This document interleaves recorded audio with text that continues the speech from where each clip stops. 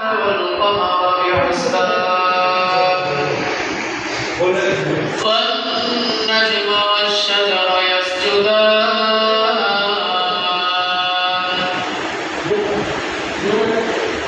وفضل زمانا على زمان كما فضل مكانا على مكان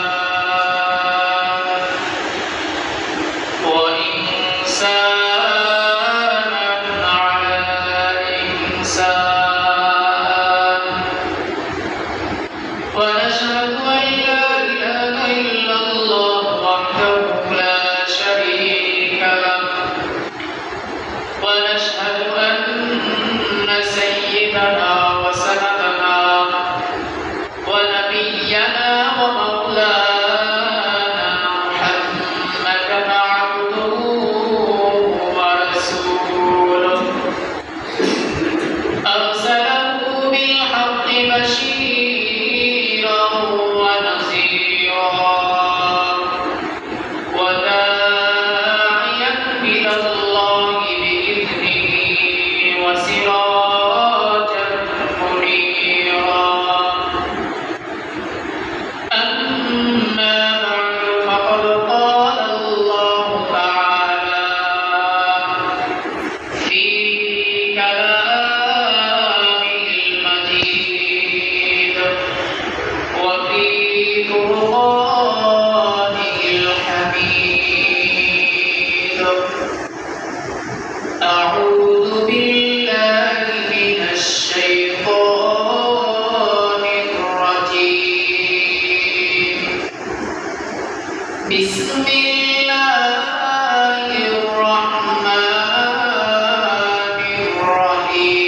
الرحيم واتقوا يوما ترجعون فيه إلى الله ثم توفى كل نفس ما كسبت وهم لا يظلمون صدق الله مولانا العظيم وعن أبي هريرة رضي الله تعالى عنه قال قال رسول الله صلى الله عليه وسلم سبعة يظلهم الله في ظله يوم لا ظل إلا ظله إمام عادل وشاب نشأ بعبادة الله ورجل قلبه معلق بالمساجد ورجلان تحابا في الله اجتمعا عليه وتفرقا عليه ورجل دعته امرأة ذات منصب وجمال فقال إني أخاف الله ورجل تصدق بصدقة فأخفاها ما ينفق شماله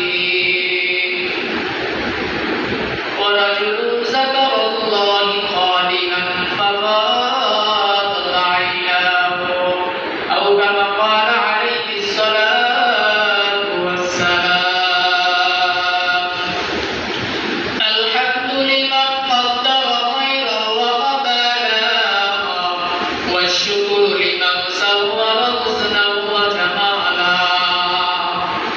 الحمد لمن قدر خيرا وقبلا والشكر لمن صور حسنا وجمالا فرد صمد عن صفة الخلق بريء رب أزلي خلق الخلق كمالا رب أزلي خلق الخلق كمالا لا زد ولا ند ولا حد لمولاه لا زد ولا ند ولا حد لمولاه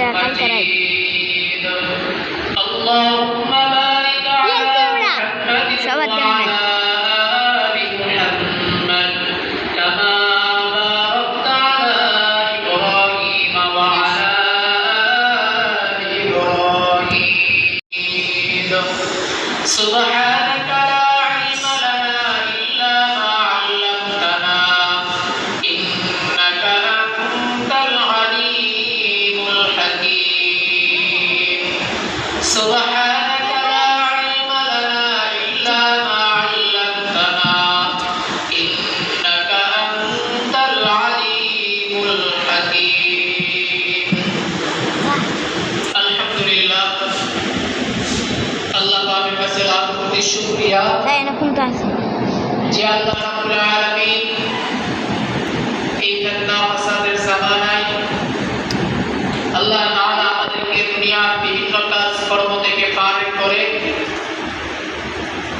আল্লাহ তাআলার কাছে সর্বশ্রেষ্ঠ প্রিয় স্থান সপ্তাহের মধ্যে শ্রেষ্ঠ দিন এই দিনে আল্লাহ তাআলার ঘরে আসার এবং বসার জন্য তৌফিক দান করেছেন এই জন্য রব্বে কারিমের শুকরিয়া আদায় করি সকলের অন্তরের অন্তঃস্থল থেকে শুকরিয়া আদায় করি আলহামদুলিল্লাহ আলহামদুলিল্লাহ আল্লাহ তাআলা অনেক বড় মেহেরবানি যে আল্লাহ তাআলা এই পবিত্র দিনে জুমার দিন অত্যন্ত ফজিলতপূর্ণ দিন এই দিনে বেশি বেশি রাসূল আকরাম সাল্লাল্লাহু আলাইহি ওয়াসাল্লামের উপর দরুদ শরীফ পড়া এবং আসর মাগরিব এই সময়ের মধ্যবর্তী সময়ে আল্লাহ তাআলার কাছে দোয়া করা ওই সময় আল্লাহ তাআলা বান্দা দোয়া কবুল করে নেন সুবহানাল্লাহ এজন্য বেশি বেশি দরুদ শরীফ পড়াই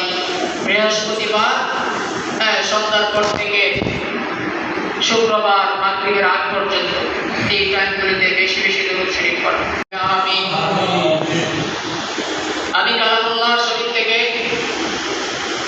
একটা আয়াত তেলাওয়াত করেছি এবং রাসূল আকরাম সাল্লাল্লাহু আলাইহি ওয়াসাল্লামের অসংখ্য অগণিত হাদিস বান্দার থেকে একখানা হাদিস পাঠ করেছি এই আয়াত এবং হাদিসকে সামনে রেখে কিছু কথাবার্তা বলার চেষ্টা করব মা তাওফীক ইল্লা বিল্লাহ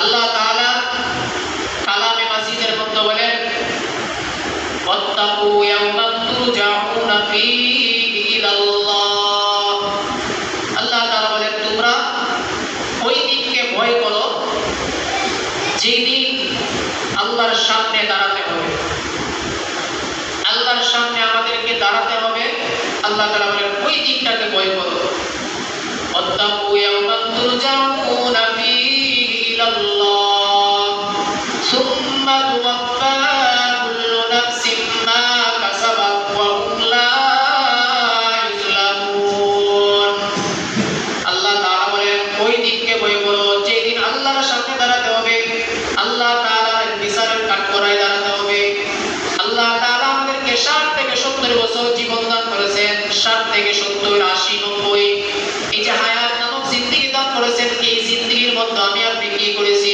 এই জিন্দেগিটা কিভাবে কাটিয়েছি ওই সব কিছু হিসাব আল্লাহর সামনে দাঁড়িয়ে দিতে হবে আল্লাহ তাআলা বলেন ওয়াত্তাকু তোমরা ভয় করো ইয়াওমান তুরজাউনা ফীহি ইলাল্লাহ ওই দিনটাকে ভয় করো যেদিন আল্লাহ তাআলার সামনে দাঁড়িয়ে আল্লাহ তাআলার বিচারের কাঠগড়ায় দাঁড়াতে হবে আমার পূর্ণাঙ্গ যে জীবনী এই জীবনের মধ্যে আমি আপনি কি করেছি এই সময়টাকে কোন কাজে ব্যবহার করেছি এগুলার সব কিছু হিসাব দিতে হবে ওই দিনটা বড় মারাত্মক দিন ওই দিনটা বড় ভয়ঙ্কর দিন এই দিনটাকে বলা হয় হাসরের মাঠ কিয়ামতের মাঠ ওই দিন সব মানুষ একত্রিত জমা হবে আল্লাহ তাআলা বলেন ওই দিনটা খুব ভয়ঙ্কর দিন কালামে মাজিদের মধ্যে আল্লাহ তাআলা বলেন ইজা সুলজিলাতিল আরদু জিলজালাহা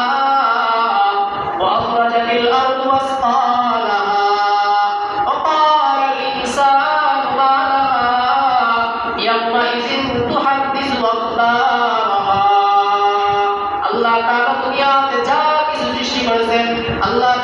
দুনিয়ার মধ্যে যে পাহাড় পর্বত সৃষ্টি করেছে, নদী নালা গাছপালা যা কিছু আছে, ইসরাফিল আলাইহিস সালাম যখন সিংহায় ফুৎকার দেবে, সিংহায় যখন একটা ফুৎকার মারবে, সমস্ত পাহাড়গুলো তুলার মতো উঠতে থাকবে। এই বিশাল আকাশ পেটে চুরমার হয়ে যাবে। আসমানের মধ্যে যতগুলো তারকা আছে, ইসরাফিল আলাইহিস সালাম যখন সিংহায় ফুৎকার দেবে, সব তারকা খসে পড়ে যাবে, চন্দ্র দ্বিখণ্ডিত হয়ে যাবে, চাঁদ চূর্ণ বিচূর্ণ হয়ে যাবে। ইসরাফিল আলাইহিস সালাম সিংহার ফুৎকার দেওয়ার পর সমস্ত পৃথিবী ধ্বংস হয়ে যাবে। এরপর হাসরের মাঠ কায়েম করা হবে, আল্লাহ তাআলার সামনে হাজিরা দিতে হবে। আল্লাহ তাআলা বলেন, ওই দিনটা বড় মারাত্মক দিন। ওই দিন হাসরের ময়দানে ওই যে সূর্যটা আছে, এই সূর্যটা পৃথিবীর মানুষের উপর কত কোটি কোটি গুণ করে, ওই দিন হাসরের মাঠে ওই সূর্যটা পৃথিবীর যে সূর্যটা আছে ওইটা অর্ধ হাত উপরে চলে আসবে, মাথার থেকে অর্ধ হাত উপরে সমস্ত সূর্যের তাপ লাগবে, আর সমস্ত হাসরের ময়দানটা তামা হয়ে যাবে। মানুষের মাথা থেকে শরীর থেকে এমন ঘাম পড়তে থাকবে, যেই ঘামের কারণে মানুষ সাঁতরাতে থাকবে। কোন মানুষের ঘাম হবে, গায়ের ঘাম হবে হাঁটু পর্যন্ত, কারো হবে কোমর পর্যন্ত, কারো হবে একবারে গলা পর্যন্ত, আর কেউ নিজের শরীরের ঘামের মধ্যেও সাঁতরাতে থাকবে। ওই দিনটা বড় ভয়ঙ্কর দিন হবে। ওই যে এই দিনটা বড় মারাত্মক দিন, যেদিন সূর্যটা অর্ধ হাত করে চলে আসবে। যে পৃথিবীতে যে সূর্যটা আছে, ওই সূর্যের 12টা মুখ আছে, ওইটা উপরের দিকে তাকাবে। ওই দিন কিয়ামতের দিন সূর্যের সম্পূর্ণ 12টা মুখ নিচে দেওয়া হবে। এরপর নিচে দেওয়ার পর সাথে সাথে পৃথিবীটা নিজের জমিনটা তামা হয়ে যাবে। এরপর মানুষের মাথার মগজগুলো মুখের মতো চলতে থাকবে। আল্লাহ তাআলা বলেন, ওই দিনটাকে ভয় করো।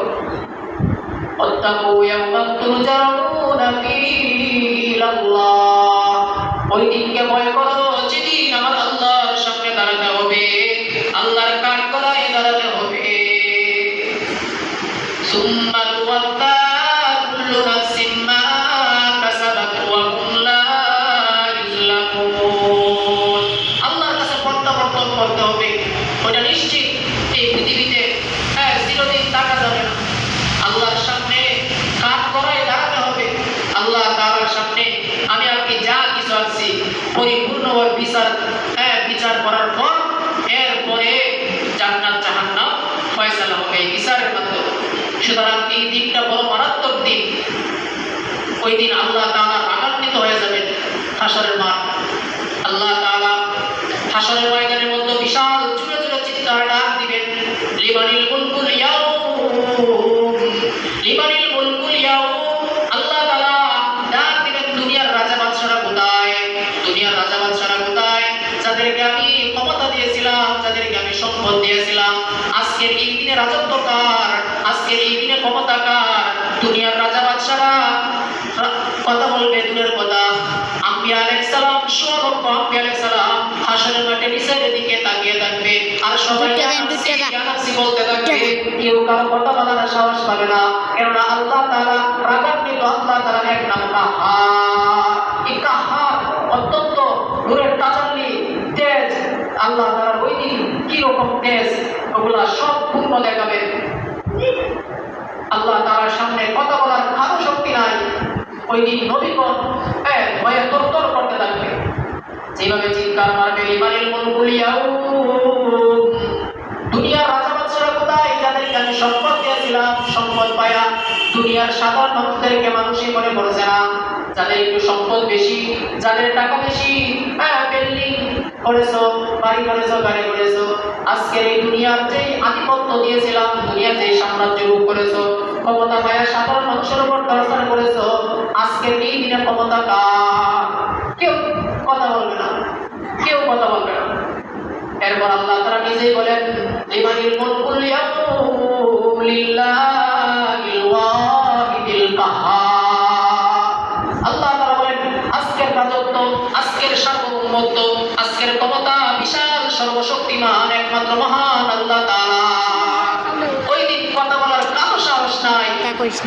আল্লাহ তাআলার যে রাগান্বিত অবস্থায় ডাক দিবেন, আল্লাহ তাআলার 99টা নাম আছে। যেমন আমরা জানি আল্লাহ তাআলার এক নাম রহমান, সূরা হাশরের মধ্যে আল্লাহ তাআলার কয়েকটা গুণবাচক নাম আল্লাহ তাআলা বলেন, হুয়াল্লাহুল্লাযী লা ইলাহা ইল্লা হু আলিমুল গায়বি ওয়াশ শাহাদাতি হুয়ার রাহমানুর রহিম। হুয়াল্লাহুল্লাযী লা ইলাহা ইল্লা হু আল মালিকুল কুদ্দুসুস সালামুল মুমিনুল মুহাইমিনুল আজিজুল জাব্বারুল মুতাকাব্বির সুবহানাল্লাহি আম্মা ইউশরিকুন। আল্লাহ তাআলার এক নাম রহমান, আল্লাহ তাআলার এক নাম রহিম, আল্লাহ তাআলার এক নাম জব্বার, আল্লাহ রাব্বুল আলামিনের এক নাম রহিম, আল্লাহ তাআলার এক নাম গফফার, আল্লাহ তাআলার এক নাম কাহ্হার। অত্যন্ত রাগান্বিত এই রূপটা দেখাবেন আল্লাহ তাআলা কিয়ামতের দিন হাশরের ময়দানে লক্ষ লক্ষ মানুষ থাকবে। ওই দিন আল্লাহ তাআলা রাগান্বিত অবস্থায় চিৎকার দিবে, লিমানিল মুলকুল ইয়াউম লিল্লাহিল ওয়াহিদিল কাহ্হার। ওই দিন আল্লাহ তাআলা অত্যন্ত রাগান্বিত হয়ে যাবেন। এজন্য আল্লাহ তাআলা বলেন, ওই দিনটাকে ভয় করো যেদিন আমার সামনে দাঁড়িয়ে সম্পূর্ণ হিসাব দিতে হবে, যেদিন হাশরের মাঠ ফাঁকা হয়ে যাবে। ওই দিন কোনো ছায়া থাকবে না, একমাত্র আল্লাহ তাআলার আরশের ছায়া ছাড়া আর কোনো ছায়া থাকবে না। ওই দিন মানুষ গামার্ত হয়ে যাবে, শরীর থেকে পানি পড়বে, মানুষ সাঁতরাবে, সূর্য নিচে চলে আসবে, মাথার মগজগুলো টকটক করতে থাকবে। ওই দিন মানুষ একটু ছায়ার জন্য হাহাকার করবে, এক গ্লাস পানি পাওয়ার জন্য মানুষ তার মায়ের কাছে যাবে, বাবার কাছে যাবে। ওই দিন বাবা ছেলেকে সন্তানকে পরিচয় দিবে না, মা তার সন্তানকে পরিচয় দিবে না, ভাই তার ভাইকে চিনবে না, বন্ধু বান্ধব তাকে বলবে না। অনেক সময় দেখা যাবে যে সন্তান তার মার কাছে গিয়ে বলবে, আমাকে একটু সাহায্য করো, আমার একটা নেকি দরকার, একটা নেকি হলে আমি জান্নাতের মধ্যে চলে যাব। মা বলবে, আমি দুনিয়াতে আমার কোনোদিন বিবাহ হয় না, সন্তান হবে তো দূরের কথা, আমার কোনোদিন বিবাহই হয়নি। আল্লাহ তাআলা বলেন, সন্তান আল্লাহ তাআলা আনহু قال قال رسول الله صلى الله عليه وسلم سبعة يظلهم الله في ظله يوم لا ظل إلا ظله إمام العادل وشاب نشأ في عبادة الله ورجل معلق في المساجد। আল্লাহ তাআলা কাল কিয়ামতের দিন সাত শ্রেণীর মানুষদেরকে আল্লাহর এই কঠিন মুহূর্তে, এই কঠিন ভয়ঙ্কর দিনে আল্লাহ তাআলা যেদিন আরশের ছায়া ছাড়া আর কোনো ছায়া পাওয়া যাবে না, আল্লাহ তাআলা সাত শ্রেণীর মানুষদেরকে আরশের নিচে ছায়া দান করবেন। এক নাম্বার হলো ইমামুল আদিল, ন্যায়পরায়ণ বাদশা। ইমামুল আদিল, ন্যায়পরায়ণ বাদশা, যে বাদশা বিচার আদালত করতে গিয়ে ইনসাফের সাথে রাষ্ট্র পরিচালনা করেছে, তার দ্বারা কোনো মানুষ জুলুমের শিকার হয়নি। ওই সমস্ত মানুষ, ওই সমস্ত রাজা বাদশারা কাল কিয়ামতের দিন আল্লাহ তাআলার আরশের ছায়ায় মেহমান হবে। সুবহানাল্লাহ। এখন বোঝা যায় যে রাজা বাদশা ইমামুল আদিল, ন্যায়পরায়ণ বাদশা। তাহলে কি আমরা বাদশা না? আমরা সবাই বাদশা, আমরা সবাই বাদশা। কারো বাদশাহী সীমা না বড়, কারো ছোট, কেউ বাদ আছে। কেউ পরিবারের জন্য বাদশা, যার পরিবারের অভিভাবক, সে পরিবারের জন্য সে বাদশা, সে রাজা। পরিবারকে কিভাবে চালানো দরকার, পরিবারের মধ্যে কিভাবে ইনসাফ দরকার, সে কিভাবে সে ইনসাফের সাথে পরিবার পরিচালনা করতে পারে, ওই দিন সে, ওই লোকটাও কাল কিয়ামতের দিন আরশের ছায়ার নিচে স্থান পাবে। এমনকি প্রত্যেকজন সে নিজের অঙ্গ প্রত্যঙ্গের জন্য সে বাদশা। কারণ হাত একটা, শরীরের মধ্যে যে হাতগুলো অঙ্গ প্রত্যঙ্গ আছে, এগুলো এক একটা প্রজা। এই হাত এক একটা প্রজা, চক্ষু দুইটা প্রজা। ওই চক্ষুকে যদি খারাপ কাজে ব্যবহার করি, এই হাতকে যদি জুলুমের হাতে, এই হাতকে যদি মানুষকে জুলুম করি, এই হাত এক একটা প্রজা। প্রত্যেকটা মানুষ এক একটা রাজা, আর অঙ্গ প্রত্যঙ্গ যেগুলো আছে এগুলো হচ্ছে তার প্রজা।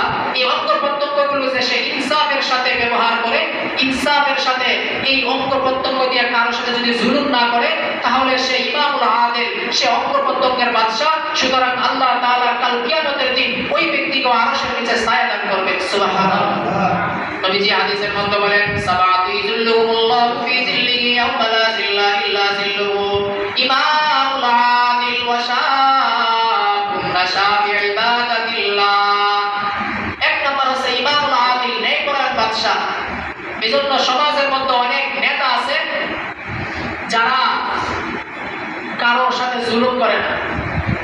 অনেক সমাজের মধ্যে অনেক বিচারক আছে, এই বিচারের মাধ্যমে কোনো মানুষ কষ্ট পায় না, কিন্তু সে আল্লাহ তাআলার ইবাদত করে না, নামাজ পড়ে না। সে মানুষের হক মেরে খায় না, কিন্তু নামাজ পড়ে না। সে বিচার আচার করে, ইনসাফের সাথে বিচার করে, কিন্তু আল্লাহ তাআলার ইবাদত করে না। তবে সে কি হতে পারবে না? ন্যায়পরায়ণ বাদশাহ হতে পারবে না। ন্যায়পরায়ণ বাদশাহ হতে গেলে বান্দাকে তো জুলুম করা যাবে না, ইনসাফ করতে হবে, পাশাপাশি আল্লাহর ইবাদতও করতে হবে। কোনো মানুষ যদি বিচার করে, সঠিক বিচার করে, কোনো মানুষ কষ্ট পায় না, রাস্তাঘাটের টাকা নেতা সে মেরে খায় না, ঠিক আছে, কিন্তু সে নামাজ পড়ে না, এরপরেও সে জুলুম, এটাও একটা জুলুম, সে আল্লাহ তাআলার সাথে জুলুম করতেছে। এই জন্য সে সবচেয়ে বড় জালিম। আল্লাহ তাআলা বলেন ইন্না শিরকা লা যুলমুন আযীম। আল্লাহর সাথে যদি কেউ শরীক করে তাহলেও সে জুলুম, সে ইনসাফদার হলো না, সে আদিল হলো না, সে ন্যায়পরায়ণ হলো না। এই জন্য এক নাম্বার ন্যায়পরায়ণ বাদশাহ যারা, আল্লাহ তাআলা ওই ভয়ঙ্কর দিনে, যেদিন আরশের ছায়া ছাড়া আর কোনো স্থান থাকবে না, ওই দিনে আল্লাহ তাআলা তাকে আরশের ছায়ার নিচে স্থান করবেন। দুই নাম্বার ওয়াশাবুন নাশা ফি ইবাদাতিল্লাহ। ওই সমস্ত যুবক যার যৌবনকালটা আল্লাহর রাস্তায়, আল্লাহর ইবাদতের মধ্যে মগ্ন ছিল, আল্লাহ তাআলা ওই সমস্ত যুবকদেরকে কাল কিয়ামতের দিন আরশের ছায়ার নিচে স্থান দিবেন। সুবহানাল্লাহ। ওয়াশাবুন নাশা ফি ইবাদাতিল্লাহ। যে যৌবনকাল অত্যন্ত গুরুত্বপূর্ণ একটা সময়, যে এই যৌবনকালে সে ইচ্ছা করলে বিভিন্ন অপকর্মের মধ্যে লিপ্ত থাকতে পারতো, অনেক গুনার কাজ করতে পারতো, শক্তি আছে, সামর্থ্য আছে, কিন্তু সেই যৌবনকালটা বিভিন্ন খারাপ কাজে ব্যবহার না করে সে আল্লাহর কাজে ব্যবহার করেছে, আল্লাহর ইবাদত বন্দেগী করেছে। আল্লাহ তাআলার কাছে যৌবনকালের ইবাদত সবচেয়ে বেশি প্রিয়। এজন্য নবীজি বলেন ওয়াশাবুন নাশা ফি ইবাদাতিল্লাহ। দুই নাম্বার যারা আরশের নিচে স্থান পাবে তাদের মধ্যে দুই নাম্বার হচ্ছে ওই সমস্ত যুবক যাদের যৌবনকালটা আল্লাহর রাস্তায় ইবাদত বন্দেগী করেছে। এই জন্য প্রত্যেক অভিভাবকের উচিত, যাদের সন্তান আছে 7 বছর হইতে, হাদিসের মধ্যে আসছে যে সন্তানের যখন 7 বছর হয়ে যায় তখন সন্তানদেরকে নামাজের আদেশ করা, নামাজের হুকুম দেওয়া। এরপরে যদি নামাজে না যায়, যখন 10 বছর হয়ে যাবে নামাজে যাওয়ার জন্য তাকে বেত্রাঘাত করতে হবে। যদি নামাজের জন্য যদি আপনি অভিভাবক হয়ে যদি না বলেন, তাহলে আপনি ইনসাফ করেন না, আপনি আপনার সন্তানের উপর জুলুম করতেছেন। 10 বছর হয়ে গেছে নামাজের জন্য বলেন না, আপনি ইমাম আদিল, আপনি ন্যায়পরায়ণ হতে পারলেন না, আপনি ন্যায়পরায়ণ বাদশাহ হইতে পারলেন না।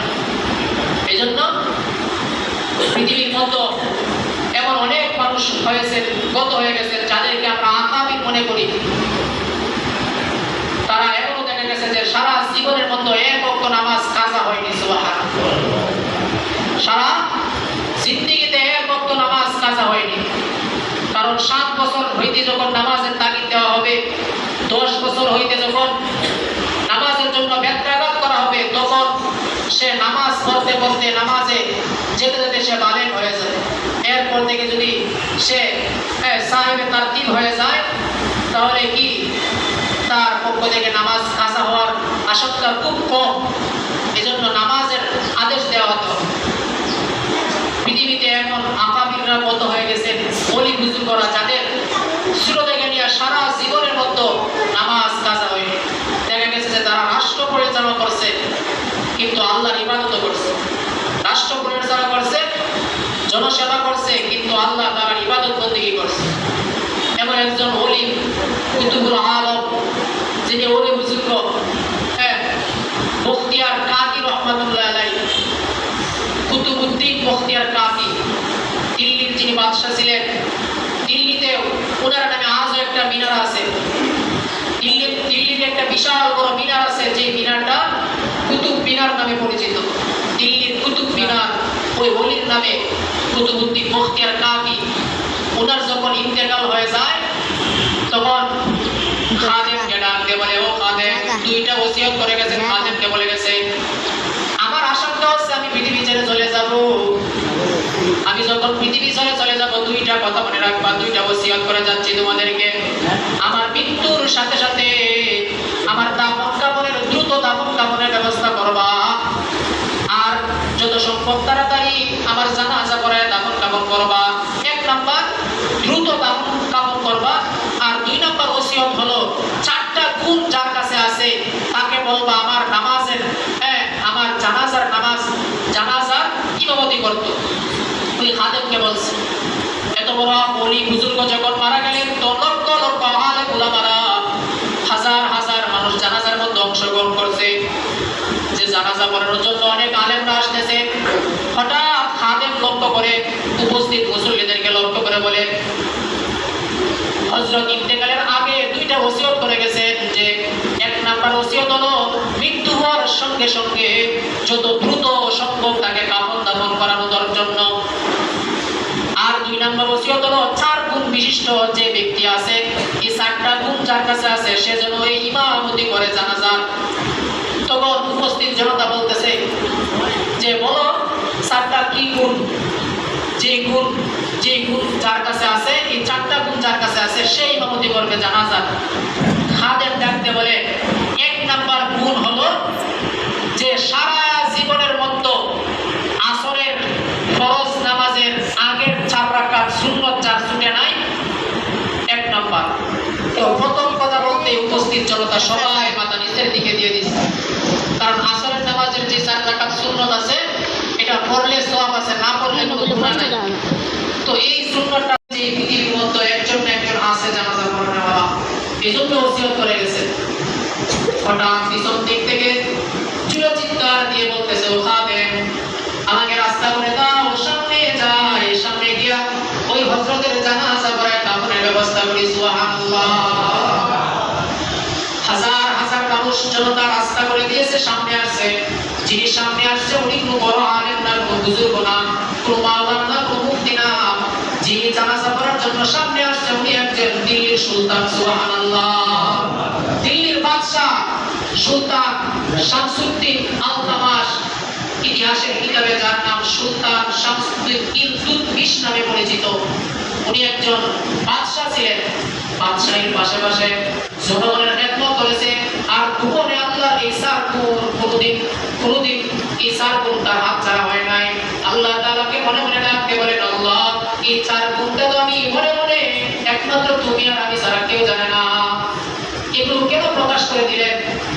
মনে মনে বখতিয়ার কুতুবউদ্দিন বখতিয়ার কাকি রহমাতুল্লাহ আলাইহি বলতেছে, যে বখতিয়ার কাকি এই গুণগুলো আমি গোপনে করতাম, এই আমলগুলো আমি গোপনে অর্জন করতাম, কিন্তু তুমি আজকে এই লক্ষ লক্ষ মানুষের সামনে প্রকাশ করে দিলা।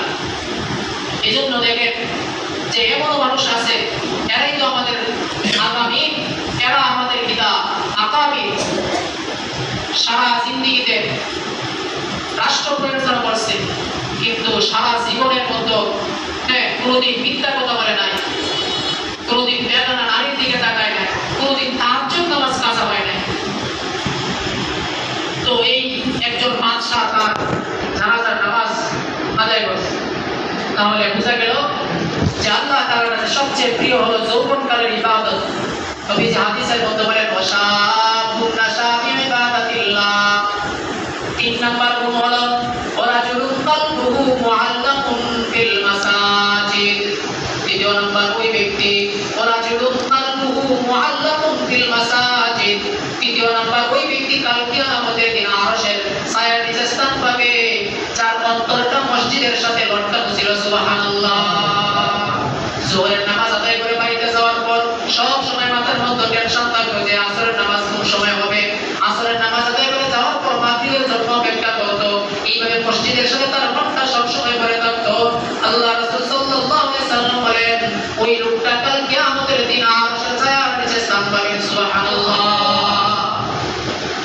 4 নাম্বার হলো নবীজি হাদিসের মধ্যে বলেন, ওয়ারাজুলান তাহাব্বা ফিল্লাহি ইজতামা আলাইহি ওয়া তাফাররাকা আলাইহি।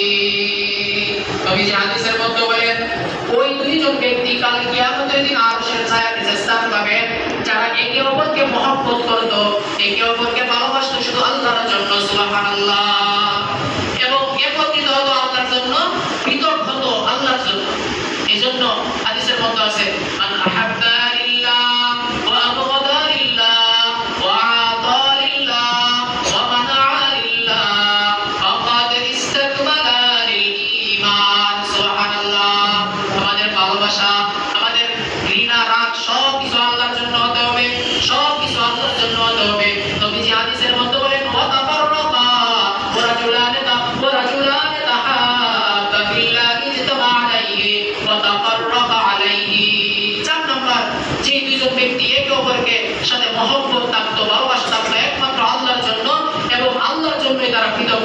ওই সমস্ত লোকদেরকে, ওই শ্রেণীর লোকদেরকে আল্লাহ তাআলা কাল কিয়ামতের দিন আরশের ছায়ার নিচে স্থান দান করবে। 5 নাম্বার ওরাজুলুন দাআতু ইমরাতুন যাতু। নবীজি হাদিসের মধ্যে বলেন 5 নাম্বার হলো ওই ব্যক্তি যাকে সুন্দরী রূপসী সম্ভ্রান্ত পরিবারের মহিলা ওই যুবককে, ওই ব্যক্তিকে অপকর্মের দিকে ডাকতেছে। অপকর্মের দিকে ডাক দেওয়ার পর জিনা ব্যভিচার করার জন্য তাকে আহ্বান করতেছে। ওই সময় ওই যুবক বলে ইন্নী আখাফুল্লাহ। ওই মহিলার সামনে বলে আমি আল্লাহকে ভয় করি। ইন্নী আখাফুল্লাহ, আমি আল্লাহকে ভয় করি। আল্লাহ তাআলা বলেন এই শ্রেণীর মানুষদেরকে কাল কিয়ামতের দিন আরশের ছায়ার নিচে স্থান দান করবে। সুবহানাল্লাহ। 5 নাম্বার। 6 নাম্বার হলো নবীজি হাদিসের মধ্যে বলেন ওয়ারাজুলুন সাদাকাতুন। হাদিসের মধ্যে নবীজি বলেন ওই শ্রেণীর লোকদেরকে আরশের ছায়ার নিচে স্থান দান করবে। 6 নম্বরে যারা আল্লাহর রাস্তায় দান সদকা করেছে। আল্লাহর রাস্তায় যারা দান সদকা করেছে এমন গোপন ভাবে যে ডান হাত কি দান করেছে বাম হাত জানে না। সুবহানাল্লাহ।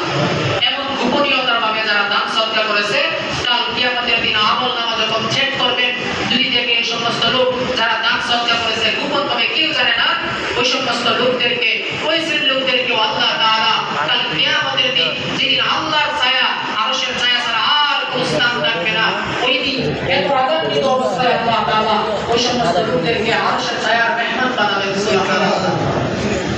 7 নাম্বার দিছে। 7 নাম্বার হলো ভিডিও ওই সমস্ত লোকদেরকে আল্লাহ তাআলা তার আরশের ছায়ার নিচে স্থান দান করবেন যারা আল্লাহ তাআলার ভয়ে, আল্লাহ তাআলার জিকির করতে, সব সময় আল্লাহ তাআলার জিকির করছে। আল্লাহ তাআলার জিকির করতে করতে তার চোখ দিয়ে অশ্রু বেরিয়ে গেছে। আল্লাহ তাআলার জিকির সব সময় তার অন্তরে ছিল। আল্লাহ তাআলা হাদিসের মধ্যে নবীজি বলেন যারা জিকির করতে সব সময় আল্লাহ তাআলার জিকির, আল্লাহ তাআলা কাল কিয়ামতের দিন ওই সমস্ত ওই শ্রেণীর লোকদেরকে ও তার আরশের ছায়ার নিচে স্থান দান করবেন। সুবহানাল্লাহ। আল্লাহ তাআলা আমাদেরকে এই 7 শ্রেণীর মানুষের, এই 7 শ্রেণীর অন্তর্ভুক্ত হওয়ার তৌফিক দান করুন। সকলে বলে আমিন। ওই দিনটা বড় মারাত্মক দিন। আল্লাহ তাআলা বলেন ওয়াত্তাকু ইয়াওমান তুরজাউনা ফীহি ইলাল্লাহ। আল্লাহ তাআলা বলেন ওই দিনকে ভয় করো যেদিন আল্লাহ তাআলা বলেন আমার সামনে দাঁড়াতে হবে। এই যে 60 বছর, 70 বছর, 100 বছর পর্যন্ত হায়াতের জিন্দেগি পাইলা, ওই জিন্দেগিটা কিসের জন্য ব্যবহার করেছো, কোন কাজে ব্যবহার করেছে, এগুলো সব হিসাব দিতে হবে। আল্লাহর সামনে দাঁড়ানোকে যারা ভয় করবে, আল্লাহ তাআলা বলেন যারা আমাকে যারা ভয় করবে, আল্লাহ তাআলা বলেন তাদের জন্য 2টা জান্নাত। সুবহানাল্লাহ। আল্লাহ তাআলাকে ভয় করতে গেলে, আল্লাহ তাআলাকে ভয় করার জন্য ভয় করার মতো করতে হবে। আল্লাহ তাআলার ভয় যদি কারো অন্তরে থাকতো, পরিপূর্ণভাবে ভয় থাকে, তাহলে তার দ্বারা কোনোদিন গুনার কাজ সংগঠিত হওয়া সম্ভব না। এজন্য আমরা আল্লাহ তাআলাকে ভয় করি মুখে বলে, কিন্তু ভয় করার মতো করি না। এজন্য আল্লাহ তাআলা বারবার কালামে মাজিদের মধ্যে ডাকে শুধু আল্লাহ তাআলাকে ভয় করার জন্য বলতেছেন। বিভিন্ন জায়গায় আল্লাহ তাআলা বলেন ইয়া আইয়ুহাল্লাযীনা আমানুত্তাকুল্লাহ ওয়া কুনু মা'আস সাদিকিন। ইয়া আইয়ুহাল্লাযীনা আমানুত্তাকুল্লাহ ওয়াল তানজুর নাফসুম মা قدمت لغد واتقوا الله يا أيها الذين آمنوا اتقوا الله وقولوا قولا سديدا يا أيها الذين آمنوا اتقوا الله আল্লাহ তাআলা বারবার আপনাকে ভয় করার জন্য আদেশ করেছেন। এজন্য আল্লাহ তাআলাকে ভয় করতে হবে, ওই দিনটাকে ভয় করতে হবে। ওই দিনটা কোন দিন? ওই দিনটা হচ্ছে আখিরাতের দিন। ওই দিনটাকে যদি কেউ অবিশ্বাস করে তাহলে সে কাফের হয়ে যাবে। ঈমানে মুফাসসালের মধ্যে যেই 6টা বিষয়ের প্রতি ঈমান আনা জরুরি, বিশ্বাস স্থাপন করতে হবে। কেউ যদি আখিরাতের প্রতি যদি কেউ অনীহা থাকে, যে ওই দিনের প্রতি বিশ্বাস নাই, এজন্য যারা কাফের, তারা জান্নাত মানে না, জাহান্নাম মানে না, কিয়ামতে আল্লাহর সামনে দাঁড়াতে হবে, ওইটাকে তারা অস্বীকার করে। তারা বলে যে মৃত্যু হয়ে গেলে শেষ। আর আল্লাহ তাআলা বলতেছে ওয়াত্তাকু ইয়াওমান তুরজাউনা ফীহি ইলাল্লাহ। ওই দিনকে ভয় করো যেদিন আমি আল্লাহর সামনে দাঁড়াতে হবে, আল্লাহর কাঠগড়ায় দাঁড়াতে হবে, সবকিছু বিচার দিতে হবে। বিচার